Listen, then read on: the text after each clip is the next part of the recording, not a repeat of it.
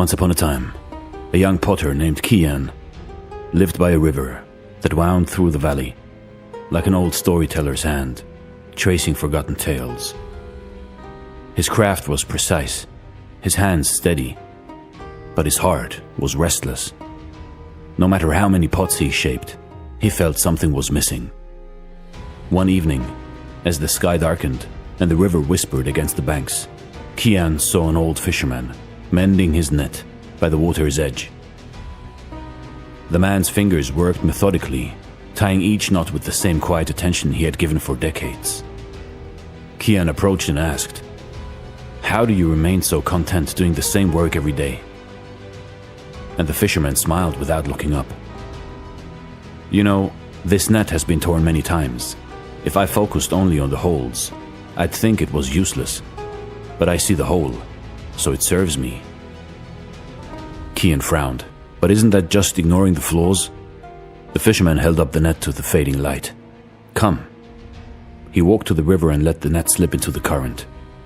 The water caught it, stretching it taut, revealing both its gaps and its strength.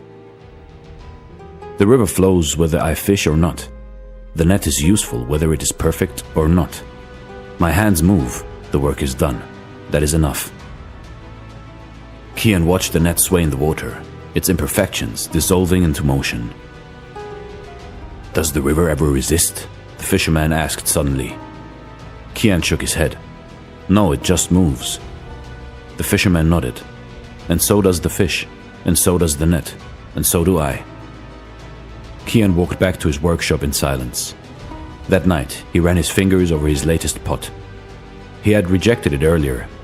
Too uneven, too flawed. Now he traced the tiny ridges and dips where his hands had shaped the clay, where the wheel had spun its own rhythm.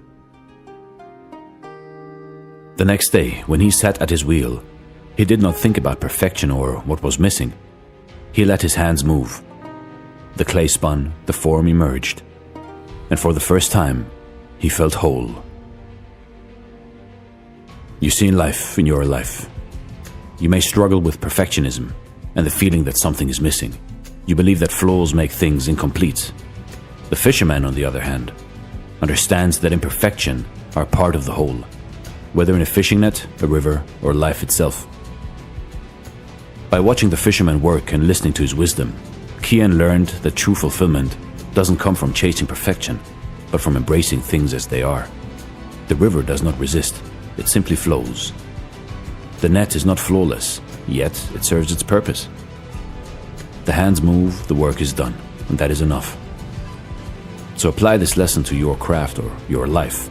Instead of obsessing over perfection, allow yourself to create freely and understand that your life is already whole.